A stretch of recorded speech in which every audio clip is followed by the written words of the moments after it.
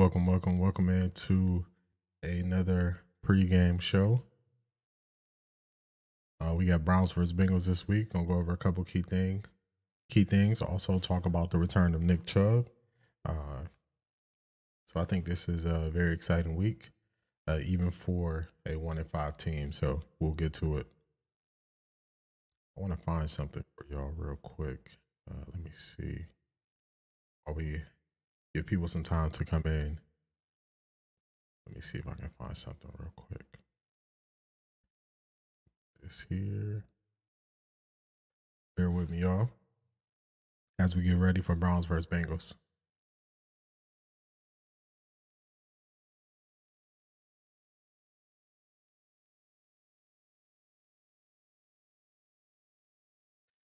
How's everybody feeling with Nick Chubb coming back?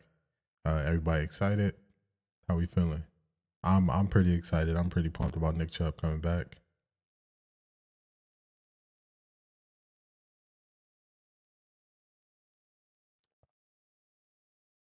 Trying to pull up some of his highlights here, but Instagram wants me to log in, so I don't know what that's about.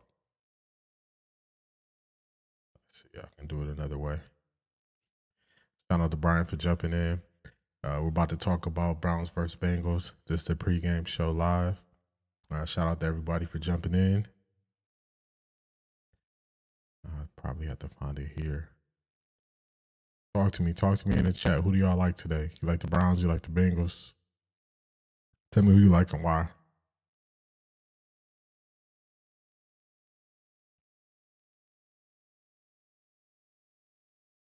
Just grabbing something real quick for y'all.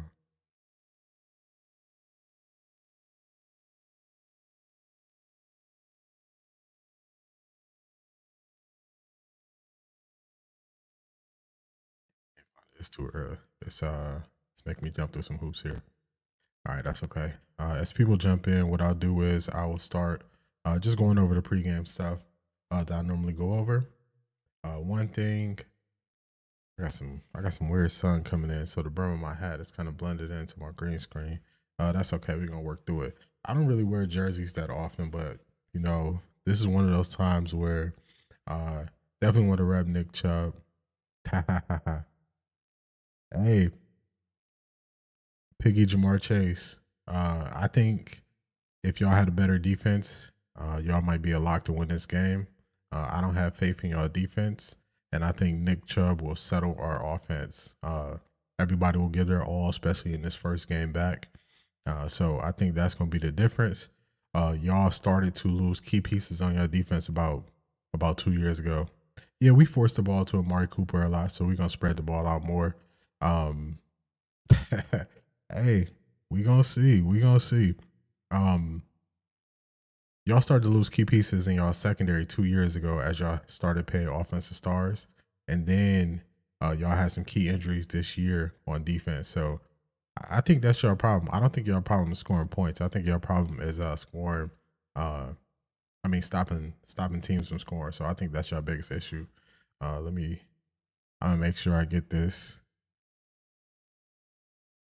All right, so yeah, I think Nick Chubb coming back. I got the sun coming in, messing up my screen. Let's see if I can adjust that. All right, there we go. Yeah, sun kind of getting me. Sun is messing up my stuff. It's okay. Yeah, Nick Chubb coming back. Y'all are expected to win this game. Myles Garrett not playing good. Yeah, you don't watch the Browns enough if you say Myles Garrett not playing good. Myles Garrett has double foot injuries, and he's also I don't think you saw him block the field goal last week. Shout out to Christopher for liking the live. He jumped over the lineman and blocked the field goal last week. Um, so yeah, I don't think you're watching this if you think Myles Garrett is not playing good. Yeah, the thing is, the way people report on the Browns, they report on the Browns from a view of Deshaun Watson. Deshaun Watson has had two okay games. The rest of the games he's been struggling. We are 1-5. We are what our record says we are. I'm not saying anything against that. We have been a bad football team.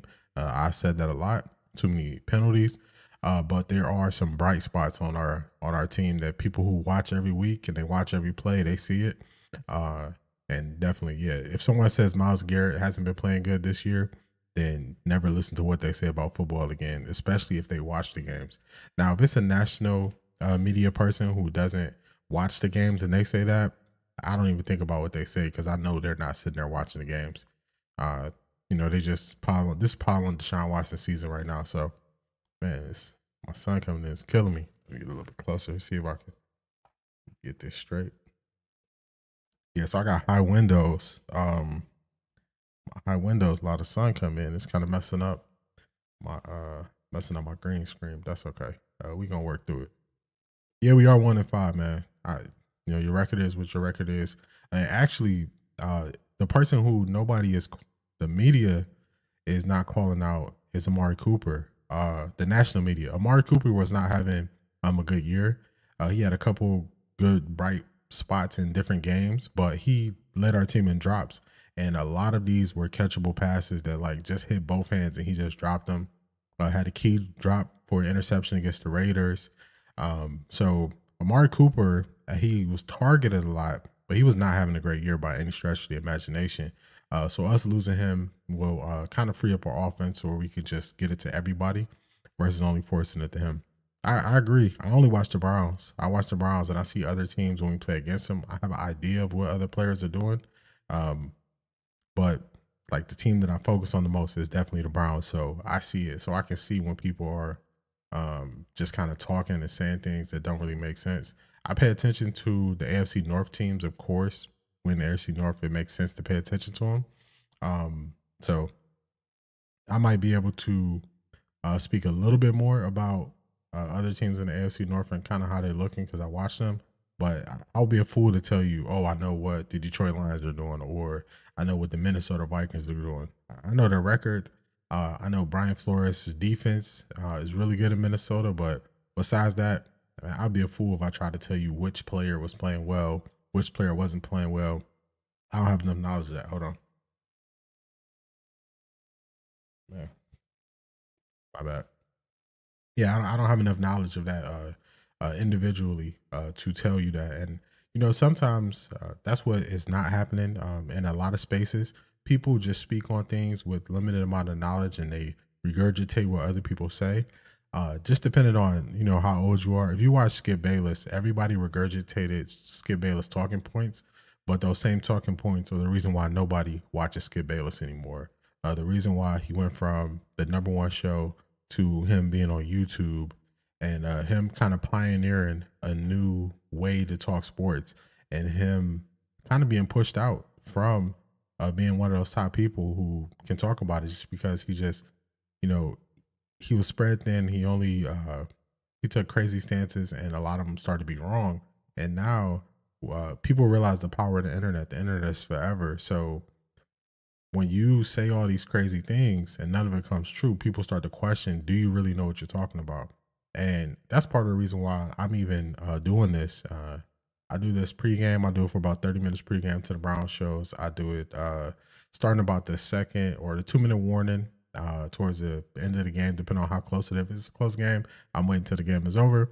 If it's a blowout or the game is basically over, I'll start the 2 minute warning. But I only want to talk Browns because I know that, the Browns have a very loyal fan base. We watch every game. We show up to away games. We root for our team. We take pride in our team. And the way we get covered is ridiculous. And one thing you'll see this year, since things haven't gone as planned as we expected as Browns fans, you see everyone following in on Deshaun Watson. You see everyone before we traded Amari Cooper saying, "Hey, we need to trade somebody. We need to make some changes." Amari Cooper wasn't having a good year. We planned on not re-signing him. We got almost equal value to what the Raiders got for Devontae Adams for Amari Cooper because of the time that we traded him. So you'll see a lot of people who criticize us trading Amari Cooper. I think we got a steal for Amari Cooper. We got 2.5 great years out of Amari Cooper. He was a professional. He led us in receiving the last 2 years. He was great. He was never pouting. So we got 2 great years out of him. We traded a 5th round pick for him.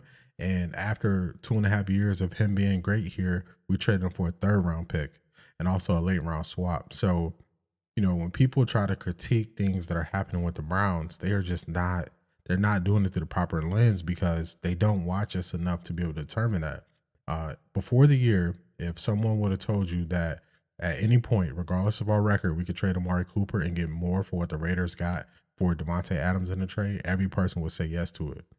So those same people who criticize it after it happens, they just need to be quiet. They need to go somewhere. Another thing is when Deshaun Watson plays bad, everybody is piling on him.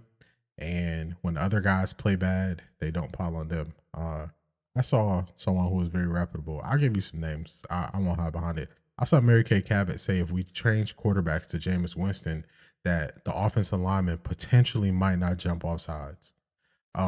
That's the level of reporting that we're getting from a Hall of Fame reporter. Uh, I also saw her after the Amari Cooper trade as Deshaun Watson and Kevin Stefanski.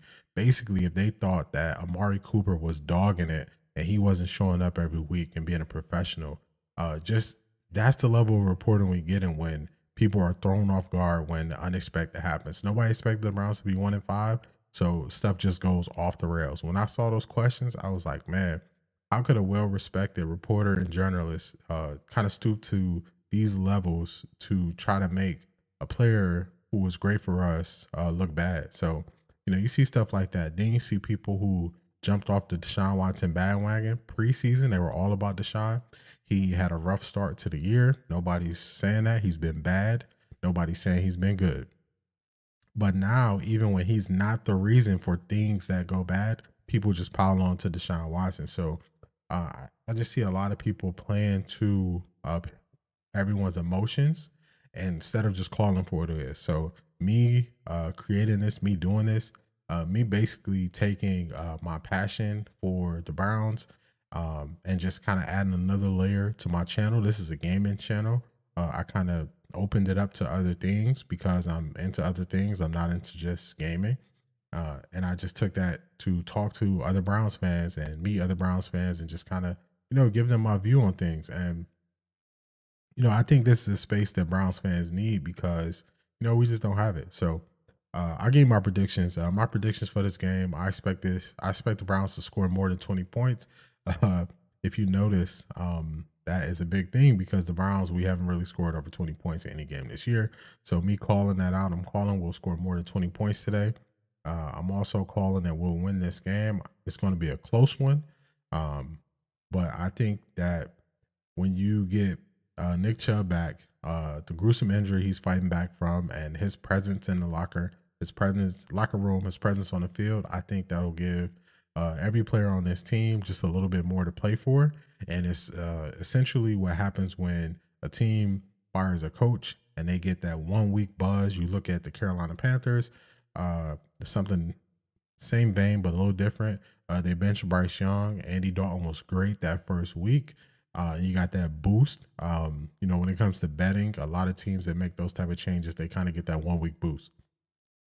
The Browns haven't been great, but I see this as our 1 week boost with Nick Chubb coming back. So that's why I'm taking the Browns to win this game. I'm thinking we can force some turnovers on Joe Burrow. That's the reason why he hasn't won in Cleveland since he's basically been on the team, and a lot of it is turnover based. So I think we'll force turnovers on him. He only has 2 interceptions. I'm thinking maybe a strip sack fumble. I don't know if we'll get him to throw an interception. I'm not really worried about the Bengals rushing attack. So that's another reason why I think we can do well. Teams that run, hold on, man. Teams that run the ball well, they give us just big problems, and the Bengals don't do that. They haven't done that the last couple of years, so I think that works out for us. Let's take a look at the injury report. Let me get this pulled up here. Got about 10 minutes or so to kick off, and I don't think anybody that we thought might play is going to be out. So this is it right here. Oh, Jameis is out. That's kind of weird. Jerome Ford, we knew he was out. Ronnie Hickman's out. Naheem Hines, we knew he was out. And then everybody else on injured reserve. So no one no one who we thought was close to playing is not gonna play. So that's the injury report. Definitely check me out throughout the game. I'm gonna pull this up. This is my X account. So off the record gaming. I post all throughout the game. I see things in real time and I call them out. So if you are just looking for someone who just looks through the lens of a fan, but also kind of sees things in real time, definitely check me out on X. So I'll be posting out there throughout the game because I don't, I don't, I don't watch the game live with everyone. My emotions, being a Browns fan, are not in check enough to do that. So I don't, y'all don't want to hear me like making sounds and being agitated and stuff like that. So definitely check me out here throughout the game.